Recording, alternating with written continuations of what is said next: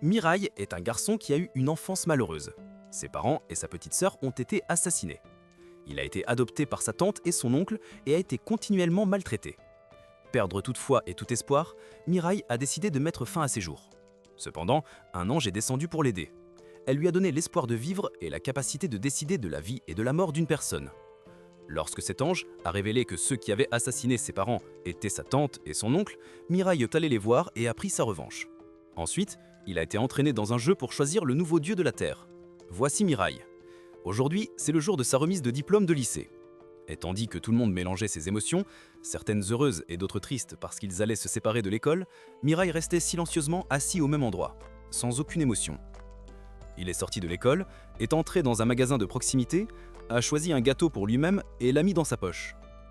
Après cela, Mirai est monté sur un grand bâtiment et a décidé de se jeter dans le vide. Il voulait juste crier à plein poumon qu'il voulait être heureux.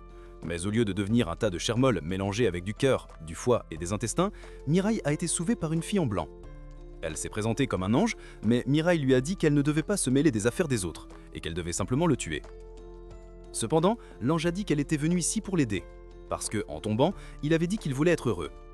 La fille a raconté les circonstances de Mirai, que lorsqu'il avait 7 ans, sa famille entière était morte et que sa souffrance avait commencé lorsqu'il avait été adopté par sa tante et son oncle. Sans famille ni amis, il avait perdu tout espoir de vivre et avait choisi le chemin de la fin de sa vie. Et l'ange fille apparut pour accorder à Mirai un nouvel espoir. Elle lui donnerait 2 choses d'espoir. La première était la liberté et l'amour. Cependant, Mirai ne croyait plus en rien et ne voulait que mourir rapidement. À ce moment-là, l'ange fille lui donna 2 anneaux. Le collier ferait pousser des ailes qui apporteraient la liberté, tandis que le bracelet tirerait une flèche d'amour qui, si elle touchait quelqu'un, ferait tomber cette personne follement amoureuse de Mirai. Personne ne le verrait et seuls d'autres anges pourraient le voir. De plus, il ne pourrait plus être retiré après cela. Ignorant les paroles de Mirai, l'ange fille lui dit d'essayer d'utiliser les ailes d'ange avec juste 2 incantations. Derrière lui, Mirai fit pousser une paire d'ailes très grandes. Il s'éleva dans le ciel à travers les couches de nuages et, lorsqu'il les traversa, il vit un magnifique coucher de soleil. Mirai continua de voler jusqu'à la nuit. Il tendit la main et toucha la surface de l'eau, puis soudain, il versa des larmes. Peut-être était-ce le sentiment d'être libre. Après cela, Mirai vola partout avec les ailes. Il vit soudain un trèfle à 4 feuilles sur un drapeau. Puis il se souvint d'une promesse faite avec son ami d'enfance. Après cela, Mirai s'arrêta à un sanctuaire et l'ange fille apparut à nouveau. Les deux parlèrent l'un à l'autre. Maintenant, ils pouvaient tout faire. Par exemple, obtenir de l'amour ou de la richesse, ou même se venger de ses parents.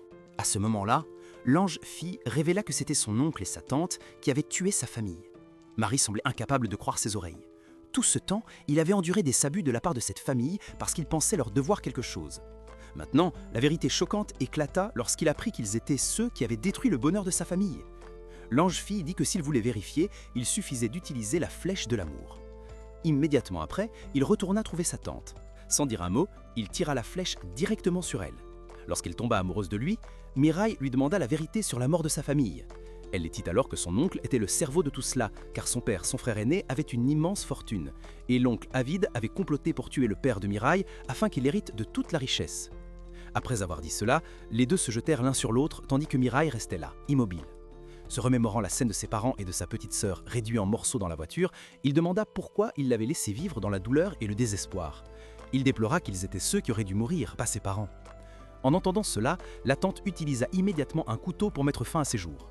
Alors que Mirai était encore abasourdi, l'ange fille expliqua que la flèche ferait que les gens l'aimeraient profondément au point de faire tout ce qu'il disait. Ainsi sa mort, selon ses mots, était normale. Après cela, un ange apparut et emporta l'âme de la tante. Alors que Mirai n'était toujours pas remis du choc, car la mort était vraiment trop facile, il se souvint des paroles de sa mère quand il était petit. Elle lui avait dit que les gens naissent pour poursuivre le bonheur. C'était sa foi, vivre pour apporter du bonheur aux autres. Mirai a commencé à crier, réalisant que vouloir mettre fin à sa vie était vraiment sans sens. Ensuite, Mirai s'est promis qu'il devait trouver le bonheur pour lui-même et aussi pour une partie de sa famille.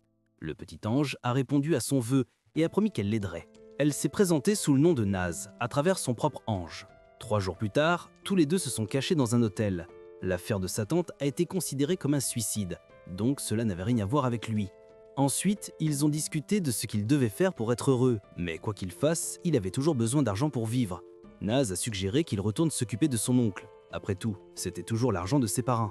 Elle a expliqué qu'en plus de la flèche rouge dans le bracelet, il y avait aussi la flèche blanche. Celle-ci tuerait une personne instantanément. C'était ce que les anges utilisaient pour permettre à ceux qui étaient sur le point de mourir de partir paisiblement. À ce stade, Naz lui expliquait qu'il y avait actuellement 13 candidats pour le poste de successeur de Dieu sur Terre, et chacun avait son propre ange. Ils allaient s'affronter pour devenir Dieu.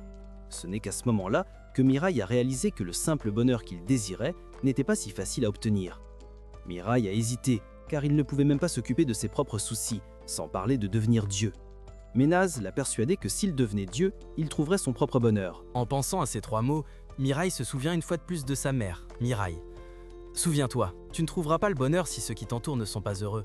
Et tant que tout le monde n'est pas vraiment heureux, tu ne pourras pas profiter de ton propre bonheur.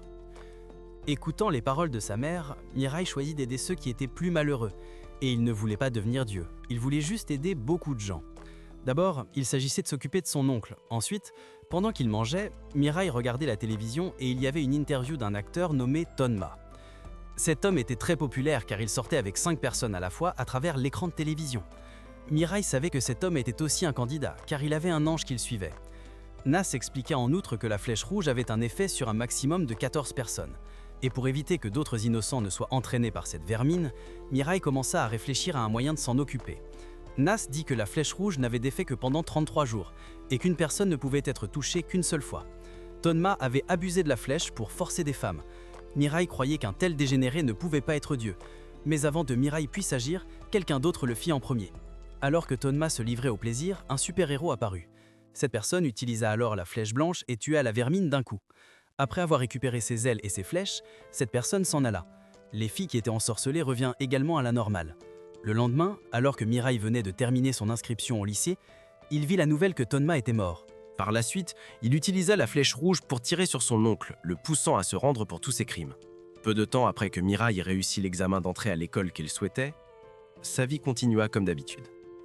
Alors qu'il se promenait dans la ville avec Nas à la télévision, il y eut un braquage de banque. Selon le reporter, les braqueurs faisaient pression sur la police pour qu'elle leur fournisse une voiture afin de s'échapper. À ce moment-là, le super-héros d'avant réapparut. Il se présenta sous le nom de Metro. Ensuite, il utilisa la flèche rouge pour tirer sur les forces de sécurité afin de les calmer pour qu'elles n'agissent pas de manière imprimante. Puis Metro s'approcha du braqueur, utilisa la flèche rouge pour le maîtriser et lui conseilla de se rendre. Cependant, un autre braqueur apparut de l'intérieur et tira sur Metro. Il esquiva instantanément, faisant en sorte que ce braqueur prenne la balle et meure sans hésitation. Il utilisa ensuite la flèche blanche pour tuer le braqueur, résolvant ainsi l'affaire avec succès. Puis il se tenait devant la caméra et déclara la guerre aux 11 candidats restants. Sentant le danger, Murray dit à Nas de se cacher pour qu'il ne soit pas découvert. Sa vie normale était progressivement menacée. De retour dans l'appartement qu'il venait d'acheter, Mirai supplia Nas de le dépouiller de sa position de candidat. Il ne voulait plus mourir, mais elle regretta que même s'il faisait cela, il mourrait quand même. Elle dit que ceux qui avaient été choisis comme candidats avaient rempli l'un des 3 critères. Le premier était de vouloir mourir, le deuxième était de haïr le monde, et le troisième était ceux qui voulaient le changer. Ne pouvant rien faire, Mirai apprit à accepter le présent. Nas a expliqué qu'il y avait 3 types d'anges. Les anges de rang spécial pouvaient utiliser à la fois des flèches blanches et rouges. Les anges de rang inférieur ne pouvaient utiliser que des flèches rouges, tandis que ceux de rang intermédiaire pouvaient utiliser soit des ailes, soit des flèches rouges. Parmi les 13 candidats, il y avait 3 anges de rang spécial. Ils pouvaient encore être promus ou rétrogradés. Mirai a commencé à réfléchir à la manière de gérer Metro. Le lendemain, Mirai s'est préparé pour la cérémonie d'ouverture de l'école. Il a laissé Nas à la maison pour éviter d'être découvert. Cependant, malheureusement, à l'école, il y avait un ange volant de manière imposante. Cela prouvait qu'il y avait un candidat dans cette école. Avant qu'il ne puisse penser à une solution, cet ange s'était déjà précipité vers lui. L'homme a dit qu'il était trop faible pour laisser ses émotions se montrer. Lorsque la sueur a trop coulé sur son visage, Mirai a demandé qui était le candidat dans cette école. Il a pointé derrière lui où se trouvait une fille. Puis, à sa grande surprise, cette fille a tiré une flèche rouge droit sur lui.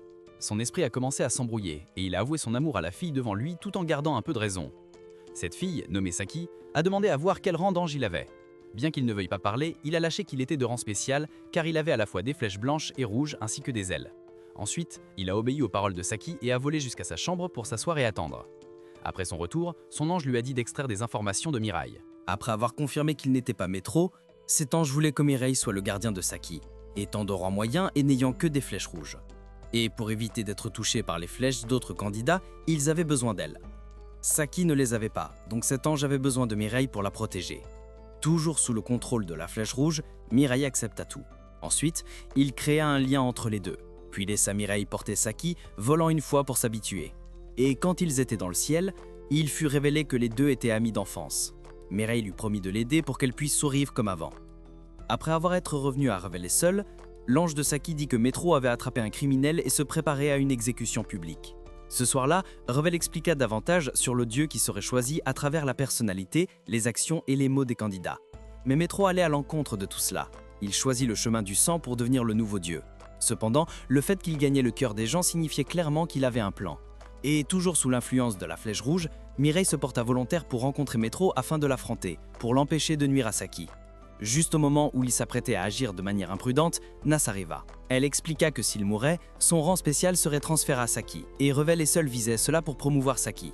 Voyant son plan exposé, il abandonna. Ensuite, Saki l'arrêta aussi, puis Nas prit la parole, proposant une coopération avec Revel et seul, car même sans la flèche rouge, Mireille aimait déjà secrètement Saki depuis longtemps. Par la suite, Rebel a suggéré à Mireille de vivre chez Saki pour la protéger commodément. Lui, bien sûr, n'avait aucune objection, et elle non plus. Ainsi, un mois s'est écoulé. Métro agissait toujours de manière chevaleresque, comme d'habitude. En rentrant chez lui, il a été révélé qu'il était un jeune maître riche. Il était frustré car pendant tout un mois, aucun candidat ne s'était présenté à lui. Il a demandé à son ange s'il avait une méthode, et elle a proposé quelque chose. Pendant ce temps, Mireille, après un mois, bien qu'elle ne soit plus sous l'effet de la flèche rouge, s'accrochait toujours à Saki. Il a promis de la protéger car la voir heureuse était son bonheur. Puis, plus tard à la télévision, des nouvelles sont arrivées. Maître Man n'avait plus l'intention de déclarer la guerre, mais voulait exprimer sa volonté de coopérer avec les 11 autres candidats en tant qu'alliés, ce qui sonnait clairement comme un piège. Métro a invité tout le monde à se rencontrer dans un stade. Bien qu'il sache que c'était un piège, Mireille voulait quand même y aller. Il devait au moins déterminer qui étaient leurs ennemis. Peu de temps après, Mireille et Saki sont arrivés au stade où de nombreuses personnes s'étaient rassemblées. Mireille a observé qu'il y avait 3 anges ici. Peu après, tout le monde a commencé le compte à rebours et Métro est apparu. Ensuite, 2 autres métros sont apparus. Sans dire un mot, ils ont immédiatement attaqué Métro. Mais les flèches rouges ne pouvaient pas le toucher. La raison, expliquée par Nos et Rebel à la maison, était que ce métro avait été touché par un autre candidat avec une flèche rouge. Et un candidat qui a été touché ne sera pas affecté par la flèche rouge d'un autre candidat pendant les 33 jours suivants. Il a donc été déduit que la personne là-bas n'était pas le vrai Métro. Métro bleu et Métro jaune sont immédiatement devenus prudents. Mais le Métro en bas a expliqué que la raison pour laquelle il ne pouvait pas utiliser la flèche rouge sur lui était qu'il n'avait pas révélé son visage. Il faut révéler son visage pour l'utiliser, et chaque utilisation avait un temps de recharge de 2 secondes avec une portée maximale de 31,6 mètres. À ce moment-là, le vrai Métro est apparu sur le grand écran et a dit que celui en bas n'était qu'un appât pour attirer les deux. Il a confirmé que l'explication sur leur technique tout à l'heure était correcte. Cependant, ils avaient oublié une chose, qu'un rang spécial pouvait utiliser à la fois les flèches rouges et blanches en même temps. Ainsi, son temps de recharge n'était que de 0,3 secondes. Après avoir dit cela, il est parti, furieux. Métro bleu et Métro jaune avaient l'intention de capturer celui qui était contrôlé pour l'interroger afin d'obtenir des informations. Juste à ce moment-là, un autre candidat est apparu voulant se joindre à eux pour combattre Métro. Ils ont accepté à condition que la fille soit touchée par une flèche rouge. Cependant, Métro était plus rapide. Il s'est précipité et l'a transpercé avec la flèche rouge, transformant cela en un combat 2 contre 2. Il a rappelé aux deux d'être plus malins s'ils ne voulaient pas être tués par lui en un instant. Et après avoir dit cela, Métro a de nouveau disparu. En réponse à l'avertissement de Métro, Bleu a crié, appelant les candidats encore mélangés dans le public à sortir et à aider les deux. Il savait qu'aucun des candidats ne voulait que Métro devienne le nouveau dieu, donc ils avaient besoin d'aide. Noré savait que plus ils se rassemblaient, plus ils deviendraient forts, mais il a quand même choisi de ne pas se révéler. À ce moment-là, 2 autres Métros, Vert et Rose, sont sortis et ont demandé à se joindre à eux. Ils n'avaient pas d'ailes, seulement des flèches, donc ils ont également accepté de laisser Bleu leur tirer une flèche rouge. Après qu'ils aient terminé, Métro est réapparu, changeant de position avec le faux si rapidement que les 4 ne s'en sont pas rendus compte. Et en 1 seconde, la fille contrôlée par Métro apparut à l'écran. Métro tira immédiatement 2 flèches à la fois, tuant Blue et contrôlant Yellow. Il fut révélé que Green et Pink n'étaient également que ses pions.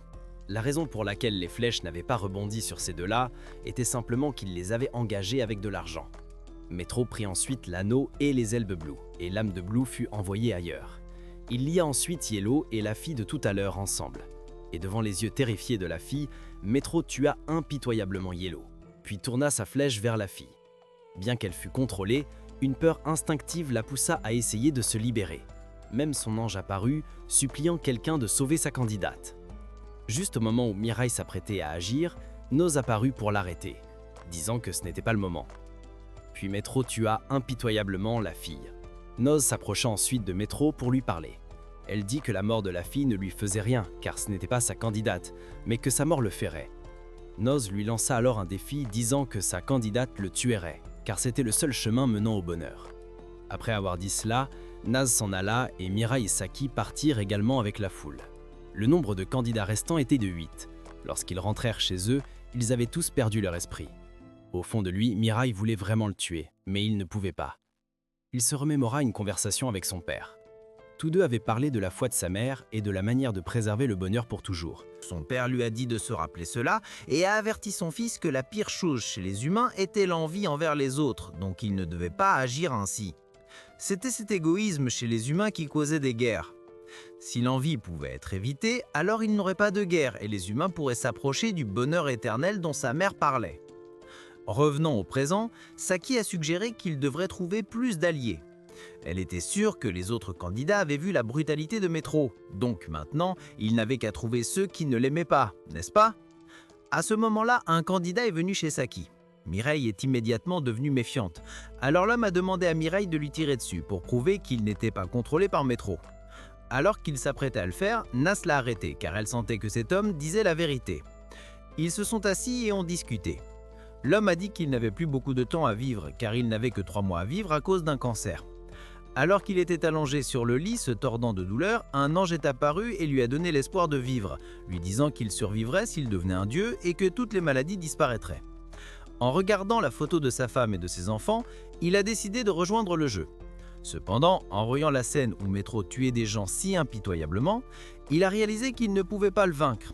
Il voulait donc coopérer avec Mirai et Saki. L'oncle a également révélé que la durée de la bataille serait de 999 jours. Et comme il savait qu'il ne pouvait pas devenir le nouveau dieu, il a utilisé une flèche rouge pour forcer un milliardaire à lui donner de l'argent, afin qu'il puisse organiser une vie meilleure pour sa femme et ses enfants. Il a tout fait pour que sa famille puisse avoir un avenir plus paisible, mais en regardant Métro, s'il devenait dieu, tout ne se passerait sûrement pas bien. Alors l'oncle a pensé à un moyen de l'arrêter, en rassemblant les candidats et en trouvant celui qui sera apte à devenir le nouveau dieu. En utilisant 14 flèches rouges sur 14 détectives privés et en les plaçant sous couverture tout autour du stade pour identifier des candidats. Se fondant dans la foule, l'oncle en a trouvé 2, tous deux aptes à devenir dieux. Cependant, Mirai et Saki ne voulaient pas devenir le nouveau dieu. Mais Mirai a tout de même accepté d'aider l'oncle à une condition, qu'il continue son traitement contre le cancer. L'oncle ne pensait pas à ses propres sentiments, mais sa famille le faisait. En entendant cela, l'oncle a accepté. Pendant ce temps, Métro avait déjà obtenu 3 flèches rouges, une flèche blanche et 3 paires d'ailes, et il a commencé à préparer son prochain plan. De retour chez Saki, l'oncle a présenté son ange Barrette et a révélé que son nom était Mukedo, un designer de mode. Il avait dessiné plusieurs modèles pour les aider à cacher leur identité. Après avoir parlé, il est parti, leur disant que s'il ne revenait pas, cela signifiait qu'il était mort et qu'il ne devrait pas le chercher. Le lendemain, à l'Académie royale, Kanade Akametro venait de terminer son cours lorsque son ami l'a invité à aller regarder des filles. En les observant, ils ont discuté de ce qu'ils souhaiteraient s'ils avaient un vœu. Son ami a souhaité que des garçons plus beaux que lui disparaissent et que toutes les filles moches disparaissent aussi. Kanade n'était pas d'accord car cela l'inclurait également. Puis l'ami a demandé quel serait son vœu. Kanade a dit qu'il ferait un vœu opposé aux lois de la vie pour ramener les morts. Tous deux ont continué à parler sans réaliser que les élèves de première année avaient déjà terminé leur entraînement de tir à l'arc. Kanade a sauté sur le terrain et a mesuré la portée de la flèche, 31,6 mètres. Mais si une flèche se superposait à une autre, cela ferait 60 mètres et avec 3 flèches, 90 mètres, ce qui était la distance parfaite. Après l'école, Kanade a acheté un bouquet de fleurs et est rentré chez lui pour célébrer un anniversaire avec son corps congelé. De retour chez Mirai, Mukaido avait retrouvé un autre candidat. Mais le garçon s'est enfui lorsqu'il s'est approché, ne laissant que 4 personnes non identifiées. À ce moment-là, les nouvelles rapportaient qu'un tueur avait assassiné 3 petites filles et laissé une note de défi. Mukaido pensait qu'il fallait prêter attention à celui-ci. Peu après, la photo du suspect a été révélée à la télévision. Elle a été identifiée comme une ancienne mannequin amateur qui avait abandonné en cours de route. Selon les images de surveillance, elle était entrée dans un magasin de proximité avec une fille et avait soudainement disparu. Mukaido, suspendu, soupçonnait qu'elle était une candidate ou que Métro avait pu lui donner des ailes ou une flèche. Et en effet, elle jouait maintenant avec une écolière, s'amusant lorsque Métro est apparu, lui disant de se dépêcher de finir son travail avant de continuer l'enlèvement. Après avoir dit cela, il est parti tandis que l'assassin féminin sortait un couteau et commençait son travail avec le groupe de Mirai. Ils avaient compilé des informations sur Métro. Il possédait 3 paires d'ailes et 4 flèches, et il pouvait les partager avec d'autres. La condition pour partager était de tirer sur quelqu'un avec une flèche. Ainsi, l'assassin féminin pouvait librement tuer des gens pendant les 33 jours suivants.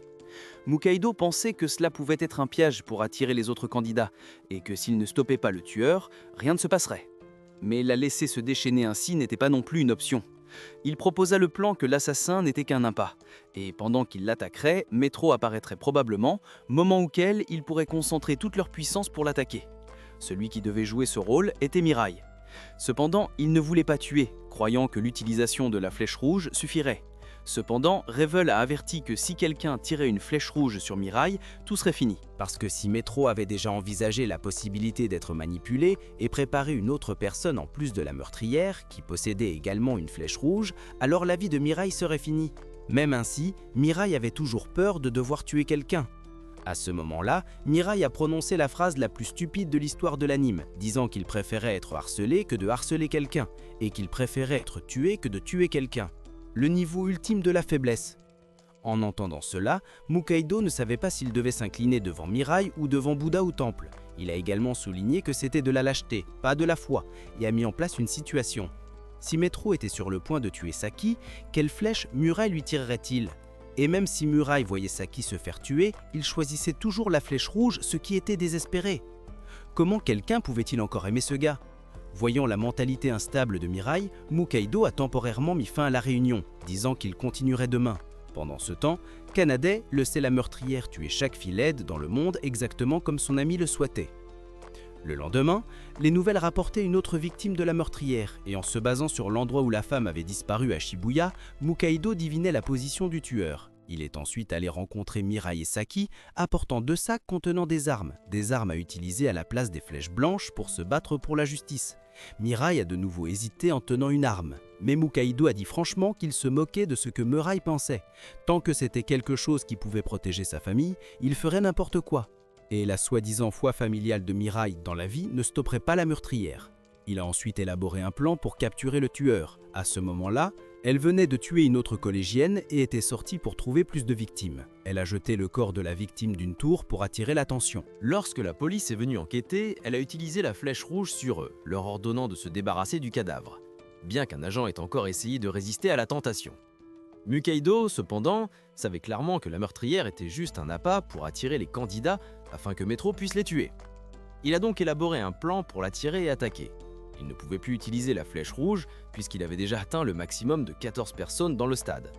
Barrett a également expliqué que si une flèche rouge était tirée sur Boy et qu'ensuite Boy était ordonné de tirer une flèche en retour, la seconde flèche rouge aurait toujours effet et inverserait les rôles. C'était leur méthode pour attaquer Métro. Ensuite, Mukaido et Mirai se sont préparés. Barrett et Nas sont partis avec eux tandis que Revel et Saki sont restés en arrière pour garder. Avant de partir, Mukaido a dit à Mirai d'être plus sage s'il ne voulait pas perdre ses proches, et qu'il tuerait le meurtrier si Métro n'apparaissait pas, car s'il s'échappait, il y aurait plus de victimes. Ils sont alors partis. Mukaido a confronté la femme tandis que Mirai attendait une opportunité. À l'horreur de Mirai, toute la tour a explosé. Mukaido était aveugle, projeté à l'extérieur, mais était rattrapé par Mirai. Heureusement, son costume le protégeait encore bien. Il a dit à Mirai que tuer n'était pas bien, mais l'a averti de ne pas être trop sensible, car la véritable bataille ne faisait que commencer. Alors que Métro apparaissait juste derrière eux, le personnage principal continuait à prêcher sur le fait que tuer était mal. Mais Métro n'aimait pas entendre cela. Pour lui, sacrifier quelques-uns pour protéger les nombreux était naturel. Mirai a crié qu'il ne pourrait jamais comprendre le sentiment de perdre un être cher. Mais malheureusement, Métro comprenait cela mieux que quiconque, car sa chère petite sœur était morte. Réalisant que les mots étaient inutiles, Mirai et Mukaido essayèrent de retenir Métro. Bien que ce fût 2 contre 1, Métro ne faiblit pas. Il invoqua son ange de rang spécial, Mesa. Barret et Naz apparurent également pour le soutenir. Mais avant que la bataille ne commence, Métro révéla qu'il avait planté des bombes à de nombreux autres endroits. S'il ne l'arrêtait pas, les bombes exploseraient, tuant plus de gens. Pour empêcher cela, Mukaido proposa que seul l'un d'eux devrait mourir dans cette bataille. Métro accepta et voulut prendre les ailes et la flèche de Mukaido. Ainsi, Mukado avança, permettant à Metro de l'exécuter. À ce moment-là, Mirai eut la chance de tirer sur Metro, mais choisit plutôt de détruire la flèche blanche de Metro pour sauver Mukado. Il se précipita alors vers lui, et les deux s'affrontèrent à grande vitesse. Metro jouait continuellement avec Mirai, utilisant ses flèches blanches, tandis que Mirai, telle une bête affamée, était désespéré de lui enfoncer une flèche rouge. Le choc de leurs flèches créa des ondes sombres dans l'air. Et tandis que Metro était encore dans son excitation, l'oncle Mukado lança une attaque par derrière. Il tira continuellement des balles sur l'armure, ralentissant Metro. Profitant de l'occasion, Mirai se précipita pour le poignarder. Mais dans un bref instant, il vit le visage de Metro. Il hésita et le laissa s'échapper. Les deux retournèrent ensuite chez Saki. Son corps tremblait encore. Tout ce temps, il avait toujours enduré une violence qui n'était pas de la force, mais sa faiblesse. Il était un lâche qui n'osait pas résister. Il ne voulait pas tuer, mais Metro l'avait poussé à cette limite. Il ne savait plus quoi faire. Juste à ce moment-là, Mas est apparue. Elle a dit qu'il devait se battre pour que tout le monde puisse être heureux. Cependant, Mirai avait encore peur de ce meurtre où les gens devaient se blesser les uns les autres. L'oncle Mukaido lui avait accordé une pause aujourd'hui pour qu'il puisse se calmer. Et demain, il discuterait à nouveau du fait qu'il avait vu le visage de Metro. Et dans les jours suivants, Murray, comme un pervers, ne cessait de s'accrocher à Saki. Pendant ce temps, l'oncle Mukaido avait entendu Revel expliquer pourquoi Saki avait été choisie. Il a dit qu'il l'avait trouvée quand elle voulait aller à la mer pour mettre fin à sa vie. Et l'ami proche de Kanade avait secrètement réalisé qui il était. Parce qu'hier, il avait regardé le combat vidéo en direct et avait vu Metro blessé. Et aujourd'hui, Kanade était également blessé. De retour chez Saki, l'oncle Mukaido n'a obtenu qu'un peu d'informations avant de faire une pause puisque les deux jeunes n'avaient pas encore retrouvé leurs esprits. Cette nuit-là, quand Mirai s'est couchée pour dormir, Saki s'est approchée et a dit qu'elle avait besoin de parler et l'a invitée à venir s'allonger sur le lit avec elle. Revel était un peu inquiet car de toute façon, Mirai ne semblait pas digne de confiance, mais Saki lui a dit de partir un moment pour que les deux puissent discuter. Naz, entendant cela, l'a immédiatement entraîné loin. Ensuite, Mirai s'est également allongée sur le lit avec Saki. Après un bref silence et une tension entre les deux, Saki prit la parole en premier. Elle a dit qu'elle voulait mourir. Elle a dit que même si elles étaient amies, elle ne pouvait rien faire pour l'aider dans ce combat. Elle était juste assise là, à le regarder protégée. Elle a raconté qu'enfant, elles jouaient ensemble. Quand Mirai a trouvé un trèfle à 4 feuilles, Saki voulait aussi en trouver un. Mais elle ne pouvait pas le trouver, peu importe combien elle cherchait. Alors il lui a donné le sien. Le trèfle à 4 feuilles symbolisait la chance et le bonheur. À l'époque, le bonheur était si simple. Puis, Saki a avoué qu'elle avait participé à son harcèlement. Dans le passé, elle avait suivi ses amis pour se moquer de lui. Y penser lui faisait beaucoup de regrets. Donc, en terminant le collège, quand elle l'a vu marcher seule, elle a couru après lui pour s'excuser et lui rendre le trèfle à 4 feuilles. Cependant, ce qu'elle a vu, c'était lui sautant d'un étage élevé à cheval. Trop choquée et pleine de remords, pensant que c'était à cause d'elle, Saki a également décidé de mettre fin à sa vie pour expier. Et à ce moment-là, Revel est apparu, en disant que Mirai était toujours en vie. Lorsque les deux sont devenus coéquipiers, Mirai ne l'a pas traitée comme avant, mais a même été encore plus gentil avec elle. Cela n'a fait qu'alourdir sa culpabilité. Elle voulait donc que Mirai la tue. Il n'a rien dit. Face à la supplication de Saki de mourir, Mirai l'a emmenée dehors. Puis il l'a laissée tomber librement pour lui faire décider elle-même si elle voulait vivre ou mourir. Quand il a relâché sa main, Saki a essayé de s'accrocher à la main de Mirai. Elle voulait vraiment encore vivre. Elle voulait toujours se battre à ses côtés et aux côtés de l'oncle Mukaido. À ce moment-là, Mirai a enfin parlé. Il a dit qu'il ne l'avait jamais détesté, ni lui en voulait. Il l'a même invité à ce qu'une fois tout cela terminé, ils aillent ensemble chercher un trèfle à 4 feuilles. Les mots de Mirai étaient comme des ciseaux coupant tout le poids que Saki avait porté dans son cœur tout ce temps. Et maintenant, elle pouvait sourire. Le lendemain, l'oncle Mukaido a apporté des informations qu'il avait trouvées grâce à la description physique que Mirai en avait parlé la veille. Saki était également plus enthousiaste et a suggéré qu'il devrait chercher davantage sur les hôpitaux privés pour voir s'il y avait quelqu'un avec de telles caractéristiques. Elle a aussi proposé de trouver une nouvelle base. Saki a choisi une église. L'oncle Mukaido l'a trouvé raisonnable, alors il a dit qu'il s'en occuperait. De plus, il a également conçu une tenue pour Saki. Elle le remercia, puis leva les yeux vers Barrett, lui demandant si elle savait comment lui donner des ailes, car elle voulait se protéger. L'ange dit que la seule façon était de les prendre à des candidats qui étaient morts. La deuxième façon était de partager comme Maître l'a fait avec son assassin. La troisième façon était de les transmettre d'un candidat qui était mort de maladie ou d'accident.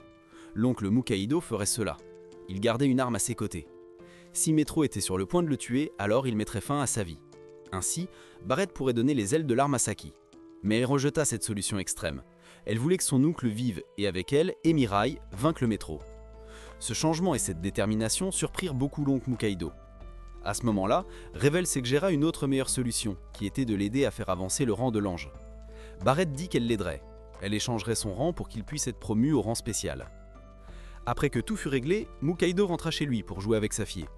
La petite fille était très excitée d'apprendre que son père avait préparé un costume pour sa prochaine performance de piano. Mukaido dit qu'il attendait cela avec impatience. Après avoir joué avec sa fille, l'oncle retourna dans sa chambre. Il avait même préparé une robe de mariée pour sa fille au cas où il ne pourrait pas vivre jusqu'à ce jour. Le lendemain, au bureau du détective privé, il y avait un candidat qui s'était présenté au détective que Mukaido contrôlait. Il avait utilisé un couteau pour déterrer des informations sur l'identité de la personne. Pendant que le groupe de Mirai se rendait à leur nouvelle église de base, les anges pouvaient maintenant voler librement autour de l'oncle. Mukaido avait également donné à Saki un nouveau costume à essayer, pendant que Revol devait se préparer pour la promotion. Après que Saki ait fini de changer de vêtements et soit sortie, elle ressemblait à un chat doré. Mukaido lui avait conçu une tenue adaptée pour se battre en style embuscade. À ce moment-là, l'une des flèches rouillées de l'oncle est soudainement revenue, ce qui signifiait qu'un des détectives était mort. Se sentant mal à l'aise, Mukaido appela Mirai pour se préparer et le suivre. Et en effet, ce qu'il redoutait le plus s'est produit. Le candidat avait découvert la maison de l'oncle. Mukaido dit à Mirai de s'en occuper, pendant qu'il entrait dans la maison pour retrouver sa femme et sa fille. Mais elle n'était nulle part à voir. La robe de mariée avait été déchirée. L'oncle paniqua et cria pendant que Mirai confrontait le candidat. Ce type n'utilisait pas une flèche, mais une épée. Cependant, il ne se battit pas avec lui, mais s'en alla. Il se rendit dans un parc d'attractions abandonné où il avait pris en otage la femme et la fille de l'oncle Mukaido. L'histoire bascula alors un peu vers le passé de cet homme. Soko, depuis sa naissance, avait un visage laid. En grandissant, il avait cumulé la pauvreté et la laideur. Il est devenu la cible de harcèlement. Cela a duré pendant toutes ses années scolaires. Une fois, en rentrant de l'école, il a vu sa mère essayer de voler sans elle.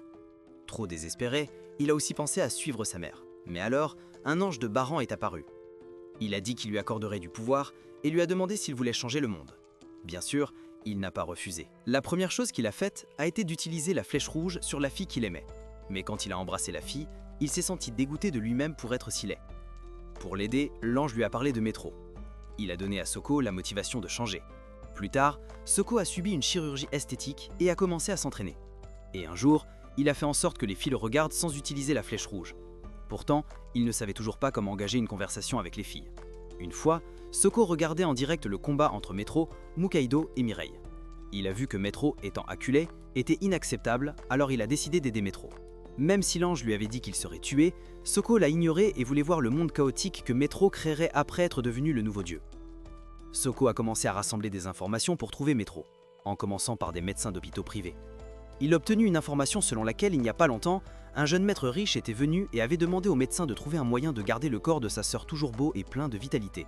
Soko continue à la recherche des informations ADN de Metro à travers des fragments laissés après les batailles et découvre bientôt l'école que fréquentait Kanade. Soko contrôle une fille pour lui transmettre le message, puis organise une rencontre dans le gymnase de l'école. Après avoir entendu l'information, Kanade tue la fille juste devant son ami. Il contrôle ensuite une personne déguisée en lui-même pour aller rencontrer Soko. Lui-même ne se présente pas, mais appelle Kanade en vidéo et exprime son souhait de devenir son subordonné. Après réflexion, Kanade accepte, à condition qu'ils doivent attirer Mukaido dans un piège. Et maintenant, il l'a fait. Il avait utilisé 13 flèches rouges et en avait gardé une pour le combat. Pendant que l'oncle Mukaido était dans un grand chagrin et incapable de penser, Barrett le ramène à la réalité. À ce moment précis, Kanade l'appelle pour lui dire où se trouvent sa femme et sa fille. Immédiatement, l'oncle et Mirai se mettent en route, tandis que Saki reste en arrière. Comme Revel n'avait pas encore été promu, être laissé derrière une fois de plus faisait sentir à Saki qu'il était très inutile. En voyant cela, Revel retourne dans la salle de concentration pour monter aussi vite que possible. Pendant ce temps, l'oncle Mukaido, après être arrivé au parc d'attractions abandonné avec Mirai, voit Soko, qui a enfermé sa femme et son enfant dans une maison en verre à sens unique. Sans hésitation, il se précipite immédiatement pour sauver sa famille. Ainsi, le plan de Soko est complet. Alors qu'il s'apprête à tirer une flèche rouge sur la femme de Mukaido, Mirai sort sa flèche blanche. Pour le menacer, il charge en avant, forçant Soko à s'envoler. Mirai passe ensuite à la flèche rouge et se défend pendant que l'oncle Mukaido essaie de trouver un moyen de sortir de la maison de verre. Les armes n'avaient aucun effet, il devait donc trouver une autre méthode. Pendant ce temps, Kanade avait demandé à Soko de se déplacer selon ses ordres. Dans l'après-midi, Metro et Soko apparurent, créant une position en tenaille sur Mirai pour éviter d'être encerclé. Mirai décida de se retirer à l'intérieur de la maison de verre et, avec la famille de l'oncle Mukaido, s'enfonça plus profondément. Dehors, Soko ne comprenait pas pourquoi Mukaido agissait si imprudemment. Mais Kanade expliqua que c'était à cause de l'amour. Il aimait tellement sa famille qu'il risquerait tout. En entendant cela, les émotions de Soko furent en émoi car l'amour était justement ce qu'il désirait le plus. Estimant que c'était une perte de temps, Metro laissa Soko en garde pendant qu'il retournait préparer autre chose. À l'intérieur de la maison de verre, Mukaido et Mirai continuaient de se déplacer tout en discutant d'un plan. Sachant que Kanade à l'extérieur pourrait écouter, Mirai fit semblant de dire son plan à voix haute, puis les deux se précipitèrent dehors.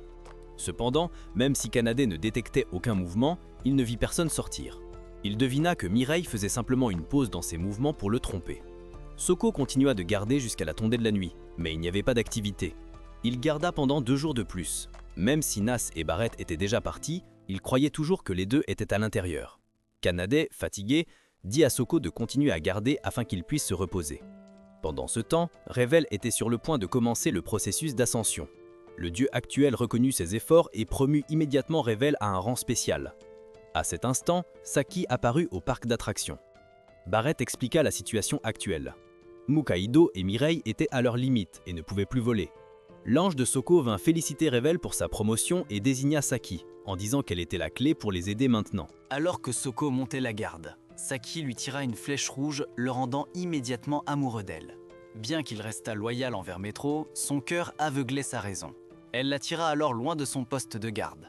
Ne voulant pas décevoir son idole, il demanda à Metro la permission d'aller aux toilettes, puis s'éclipsa rapidement. Il vola directement vers Saki, et avec des yeux pétillants, elle le supplia de l'aider à sauver Mukaido et Mirai. Incapable de résister à son charme, Soko commença immédiatement à frapper frénétiquement le verre de l'extérieur. Revel allait contacter à l'intérieur, disant aux deux de se préparer. Kanade appelle à Soko à s'arrêter et l'invita à servir sous ses ordres. Mais cette fois, Soko refusa. Il avait été touché non seulement par Saki, mais aussi par Mukaido, qui lui avait montré ce qu'était le véritable amour familial. Il comprit cela à travers Saki, et maintenant il ferait n'importe quoi pour elle. Les paroles de ceux qui méprisaient la vie ne signifiaient plus rien pour lui. Juste au moment où Soko brisa le verre, Metro arriva avec 3 autres candidats. Soko se mit devant Saki pour la protéger, tandis que Mukaido et Mirai s'échappaient par la fissure créée par Soko. Cette bataille serait maintenant de 4 contre 4. Cependant, Revel s'avança pour négocier, sachant que Metro ne se battrait pas à moins d'avoir l'avantage. Et aussi parce que Mukaido atteignait sa limite. Étonnamment, Metro accepta. Ensuite, Saki ramena la femme de l'oncle Mukaido à l'église, puis retourna au parc d'attractions. Elle vint pour prendre son enfant et avant de partir, elle transmit les paroles de Mora Revel. Une fois l'équipe entièrement rassemblée, Saki ordonna à Soko de tuer Metro. Puis elle, l'oncle Mukado et Mirai tirèrent des flèches rouges les uns sur les autres pour éviter d'être contrôlés. Soko chargea en avant pour affronter l'homme chauve armé de pistolets. Batman tira tout en se vantant de ses armes, mais Soko esquiva facilement car pour lui tout semblait être un film au ralenti. Pourtant, Soko ne pouvait pas porter de coups car l'homme chauve était également trop rapide. L'homme chauve s'envola haut dans les airs et utilisa des fusées, projetant Soko droit contre le mur. Il pensait que c'était fini, mais soudain Mirai et Saki apparurent par derrière, tendant une embuscade et immobilisant les ailes de l'homme chauve avant de le tirer au sol où Soko l'attendait déjà. D'un coup de lame, il lui coupa la tête. La bataille devint 4 contre 3. Furieux, Metro envoya le médecin fou dans le combat. Cette femme adorait jouer avec le poison. Au moment où elle apparut, elle montra au groupe de Mirai un virus mortel. Elle sortit une souris, la laissa inhaler une fois et en quelques secondes, elle explosa. Le médecin croyait que si une telle quantité était libérée, d'innombrables innocents mourraient. Il y avait 2 façons de le déclencher. L'une était ce bouton et l'autre était un bouton à l'intérieur de son cœur. Cependant, elle dit que si quelqu'un se portait volontaire pour être son cobaye et inhaler tout le virus, alors personne d'autre n'aurait à mourir. Sans hésiter, Metro pointa directement Murray et lui dit qu'il devait être l'otage. N'ayant pas d'autre choix, Mirai dut descendre et affronter le médecin. Elle ordonna ensuite à Mukaido et Saki de déposer leurs armes. Ensuite, Mirai s'avança lentement vers elle. Saki ne voulait pas qu'il meure et cria sans arrêt, mais Soko la rassura. Dans ce moment de vie ou de mort, tout le monde se creusa la tête pour trouver un moyen de sauver Mirai sans laisser la folle appuyer sur le bouton. Lorsque Mirai était sur le point d'être injectée, il déploya soudainement ses ailes. En voyant cela, elle libéra immédiatement le virus, mais Mirai le transperça avec une flèche blanche, le détruisant. Barrett expliqua que puisque la plupart des cellules avaient été collectées à partir de corps humains, la flèche pouvait le tuer. Et parce que la flèche avait transpercé le flacon, le virus ne pouvait pas s'échapper. Mukaido exhorta Mirai à la tuer, car il ne pouvait pas être sûr qu'elle avait encore plus de virus. De plus, la flèche rouge ne pouvait pas être utilisée car Metro en avait déjà utilisé une sur elle. Mirai hésita à nouveau, se remémorant les paroles de son père et de sa mère.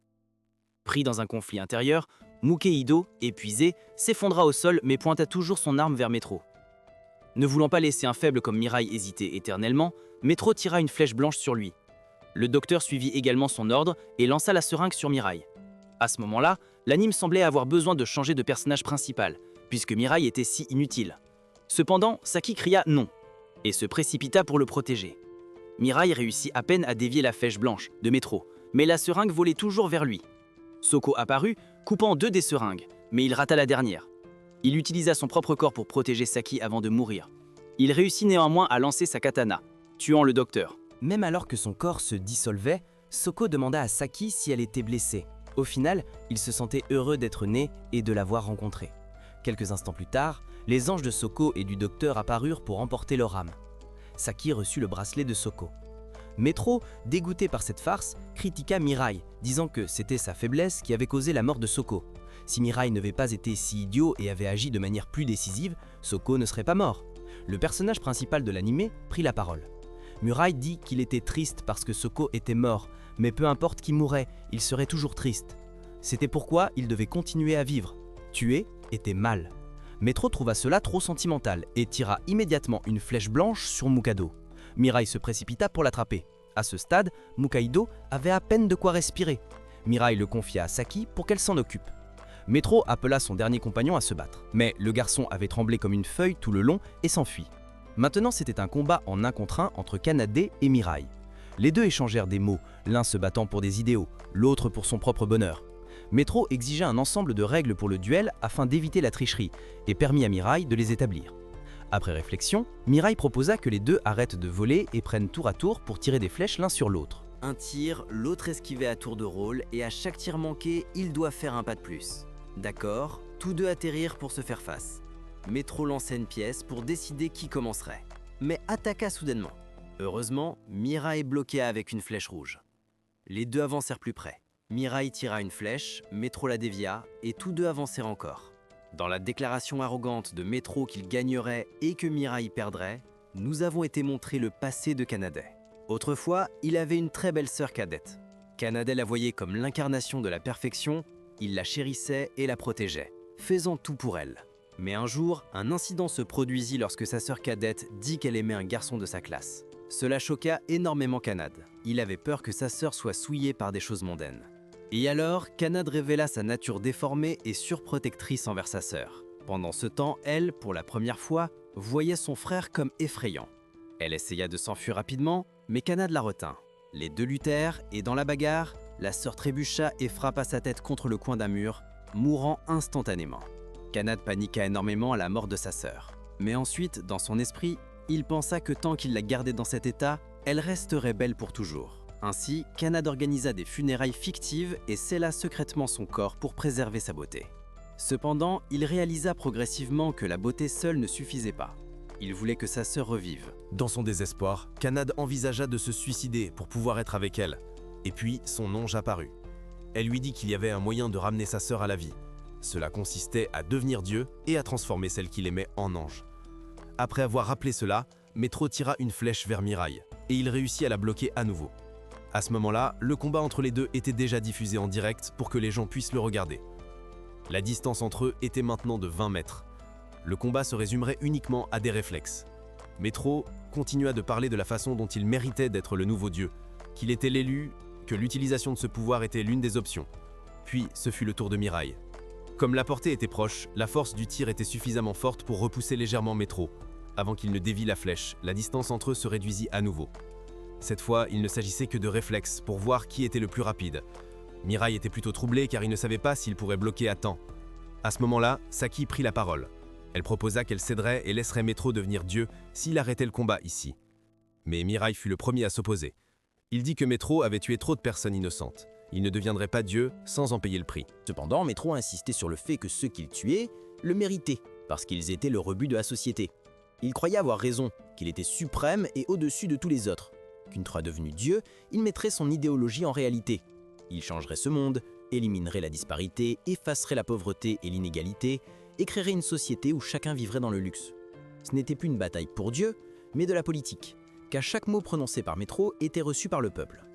Métro déclara en outre qu'il éliminerait ces parasites vivant aux dépens de l'argent des contribuables, que l'écart entre les riches et les pauvres disparaîtrait une fois les pauvres exterminés. Maintenant, l'égalité qu'il prêchait s'était transformée en discrimination de classe. Métro affirmait que l'humanité n'était pas différente des crabes dans un seau. Quand l'un grimpe, l'autre le tire vers le bas. Ceux nés dans des familles riches pouvaient trouver satisfaction physique et émotionnelle. Les beaux produisaient plus de belles personnes, les laids produisaient plus de laideurs. Il détestait un monde où les beaux devaient partager le même air que ses porcs. Puis Kanade d'Ikanami lui avait un jour dit que, s'il avait un vœu, il souhaiterait que toutes les personnes-là disparaissent. Et cette égalité dont parlait Métro. Si les riches étaient laids, il les tuerait aussi. L'objectif était de créer un monde uniquement peuplé de belles personnes, où tout le monde serait riche tout en étant beau. Mais les pauvres seraient réduits en esclavage.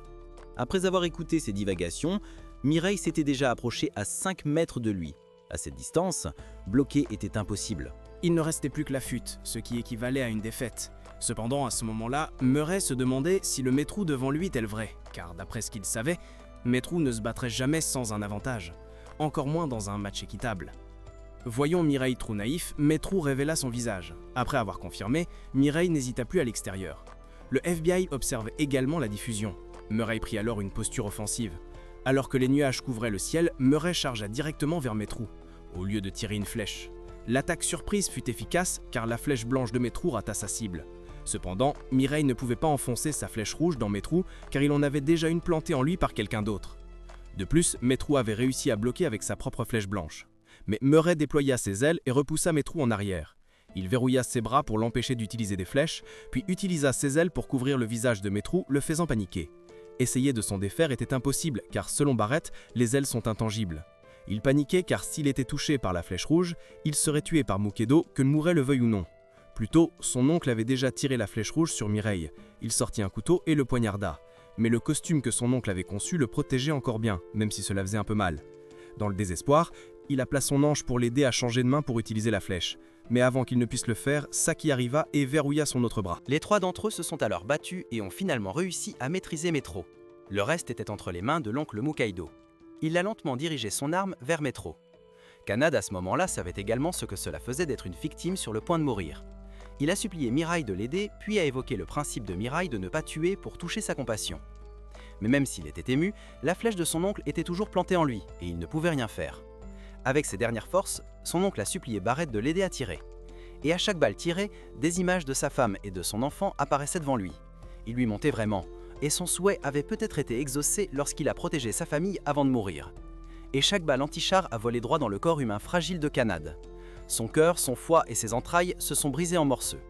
Après la rafale, le corps de Kanade était réduit en miettes. L'oncle Mukaido a également rendu son dernier souffle. C'était fini. Mirai et Saki l'ont emporté. Pendant ce temps, le bracelet et le collier de Kanade ont volé vers celui qui avait tiré la flèche rouge en lui. Son ange a également arraché son âme. Elle ne comprenait pas pourquoi l'ange de Soko l'avait empêché d'aider Kanade. Il a dit que Soko ne voudrait sûrement pas que Saki soit blessé. Après avoir parlé, ils sont partis. Mireille a amené Mukaido à l'hôpital. Cependant, il ne pouvait l'aider à vivre assez longtemps que pour dire au revoir à sa famille. Bien sûr, dans cet état, il ne pouvait plus rien dire. Sa femme n'a eu le temps que de lui allumer une cigarette avant que le moniteur cardiaque ne signale un arrêt. Barrett est apparue pour importer son âme. Elle était fière de l'avoir choisi comme candidat et a béni sa famille. Ensuite, Barrett a rendu les ailes et les flèches à Saki, afin qu'ils puissent tous deux poursuivre sa volonté. Tout n'était plus que silence, et le long bip du moniteur cardiaque. Dehors, au parc d'attractions, le FBI est arrivé, et il collectait les restes de Kanade pour enquête. Bien que Mireille ait toujours ressenti que c'était vraiment mal, même si cela était perçu comme un acte de sauver le monde, il avait aidé à tuer. Cependant, Saki a dit que ce que faisait l'oncle Mukaido n'était pas mal. C'était un héros qui avait sauvé beaucoup de gens et qui voulait seulement choisir un nouveau dieu en paix. Lorsque Calm a de nouveau discuté de celui qui avait pris les anneaux de Kanade, il ne s'agissait de personne d'autre que le garçon qui avait fui plus tôt. Il s'avère que lui et l'ange de Saki avaient planifié la chute de Kanade, mais Saki n'était plus en vie pour le voir. Quand tout était fini, il a salué l'ange du garçon, puis s'est envolé pour savoir comment le garçon avait pu tirer la flèche dans le cœur de Kanade. Nous revenons au moment où lui et son ami regardaient des filles pendant que Kanade observait. Regardant ses subordonnés pratiquer le tir à l'arc, le garçon s'était caché de loin et avait tiré droit dans son cœur. Quand il ne faisait pas attention, il avait été manipulé par le garçon pour être ramené à la base, acceptant de céder tous ses biens après sa mort et de se battre jusqu'à la fin contre Mireille, même s'il était désavantagé. Retour au présent. Mireille recalculait encore le nombre de candidats. Saki avait maintenant 3 ensembles d'ailes et de flèches. Il restait encore 4 groupes. Les 4 paires d'ailes et de flèches, y compris le blanc de métro, appartenaient désormais à l'un de ces 4. Il espérait seulement qu'ils n'étaient pas aussi brutaux que Métro. Lorsque Saki apporta de la nourriture, elle vit Mireille endormie à côté de l'armure de l'oncle Mukedo. Le lendemain, Mireille sortit et demanda à Saki où étaient partis Revel et Nassé. Elle répondit que les deux étaient sortis tôt, donc elle ne savait pas. Ils s'assirent alors et mangèrent ensemble pendant que Nassé et Revel se dirigeaient vers la réunion des anges. À ce moment-là, il ne restait que 6 candidats. Un ange prit la parole en premier. Il dit que cette bataille ne mènerait nulle part. Sa candidate ne savait que se botifier et vivre une vie virtuelle sur Internet. Elle souhaitait même que si quelqu'un d'autre devenait le nouveau dieu, il ne lui enlève pas sa flèche rouge. Il restait encore 800 jours avant la fin. Pour empêcher les candidats de ne rien faire, tous proposèrent que l'ange Penema crée des jeux. Pendant ce temps, le garçon d'avant commença à voler à travers la ville, afin que les candidats prennent connaissance de son existence. Revel retourna rapidement pour informer Mireille et Saki. Et lorsque toutes deux regardèrent la diffusion en direct, elles virent que le garçon avait déjà révélé son visage. Il y s'est présenté comme Yuido, un élève de 6e. Mireille a réalisé que le garçon marchait à côté de Métro, déduisant qu'il était très probable qu'il ait hérité de toutes les ailes et flèches de Kanade, faisant de Yuido un candidat extrêmement dangereux. Le garçon a révélé tout le plan pour tuer Kanade. Cependant, il ne voulait pas devenir le nouveau dieu. Il a parlé du jeu du nouveau dieu et des 13 candidats à travers le Japon. Et son ange était Penima, de rang le plus bas. Yuido a expliqué la raison pour laquelle il avait été choisi. En gros, il menait une vie normale, très normale même. Il avait beaucoup d'amis, des parents aimants et une famille harmonieuse. Puis un jour, en voyant les somnifères de son père laissés sur la table et en essayant de les ranger, Penima est apparu, pensant à tort que le garçon tentait de se suicider et l'a choisi comme candidat immédiatement. Au début, Yuido n'utilisait les ailes et les flèches que pour de petites choses, comme devenir meilleur au football, jusqu'à ce que Métro apparaisse et menace de tuer les candidats. C'est à ce moment-là que le garçon a commencé à planifier le meurtre de Métro. Il a également expliqué les fonctions des flèches blanches et rouges, et l'ange de Soko l'avait aidé à gérer Kanade.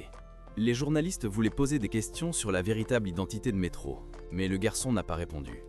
Son but, en révélant son visage, était de demander à tous les gens du monde de l'aider à trouver les 5 candidats restants. Cela a fait en sorte qu'il ne soit pas différent de criminels recherchés. Yuido a même dit qu'après avoir été témoin du combat de Métro, il souhaitait vraiment que Mireille devienne le nouveau dieu. Il l'a donc priorisé et a insisté pour que l'identité de Mireille soit révélée en premier, même si cela semblait fou. De plus, Yuito, le candidat obsédé par la beauté, a également choisi de se ranger du côté de Mireille, tant qu'il ne lui prenait pas sa flèche rouge. Néanmoins, Mireille comprenait clairement que, même si le garçon semblait avoir tout dit, il cachait encore un fait crucial, il possédait la flèche blanche. À ce moment-là, alors que Yuido louait encore la grandeur de Mireille dans un combat contre Métro, une équipe du FBI s'est approchée pour l'arrêter. Cependant, avec ses ailes, Yuido se déplaçait extrêmement vite et s'échappa en un instant. Se sentant ennuyé, il leur dit de se dépêcher de trouver les candidats avant de partir. Maintenant que les candidats étaient connus, le gouvernement envoyait des personnes à la recherche d'individus suspects. Comme quelqu'un de peu remarquable, mais soudainement poursuivi par de belles personnes, serait sous surveillance gouvernementale. Il voulait utiliser les candidats comme une alternative aux armes nucléaires. Quant à Saki et Mireille, tous deux n'avaient pu profiter d'une vie paisible que pendant quelques jours, mais maintenant ils étaient de nouveau embourbés dans des ennuis. Saki, toujours sous l'influence de la flèche rouge, suggéra de fuir avec Mireille pour vivre dans un endroit éloigné, isolé du chaos. Cependant, Mireille refusa. Il porterait l'héritage de l'oncle Mukedo. Il ne fuirait pas, il se lèverait et vivrait sa propre vie. Il croyait que les gens n'avaient pas encore réalisé leurs identités, donc ils pouvaient continuer à vivre normalement. Mais c'était seulement ce qu'il croyait. Car lorsque le 2e semestre commença et que Mireille et Saki retournèrent à l'école, alors que Mireille était seule, un inspecteur du FBI s'approcha de lui. Juste après quelques phrases, il sut que Mireille était un candidat. Mireille devint immédiatement méfiant. Cependant, l'inspecteur n'avait aucune mauvaise intention. Le gouvernement avait ordonné l'arrestation des candidats, mais il faisait partie de ceux qui s'y opposaient. Et son collègue parlait également à Saki.